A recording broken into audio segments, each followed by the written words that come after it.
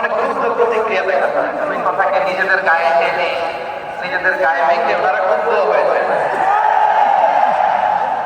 প্রিয় ভাইয়েরা, আমি বলেছিলাম যে একদল খেয়ে গিয়েছে, আরেক দল খাওয়ার জন্য রেডি হয়ে আছে। তো এখানে কি আমি কোনো দলের নাম বলেছি? বাংলাদেশে 48টা প্রায় নিবন্ধিত রাজনৈতিক দল, কোন দলের নাম আমি বলিনি। কথাটাকে আমি জেনারেল রেখে, দায়ীদের বৈশিষ্ট্যই এটা, দায়ীরা জেনারেলি কথা বলে, যার যেই মেসেজ নেয়ার তারা সেখান থেকে নিয়ে নেয়।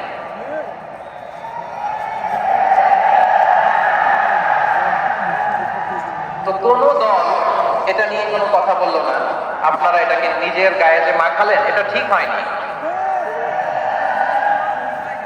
আমি বলবো যে এটা খুবই অনভিপ্রেত হয়েছে। কোন দলকে টার্গেট করে বা কোন দলের পক্ষে আমরা কখনো কথা বলি না, আমরা কোরআনের পক্ষে কথা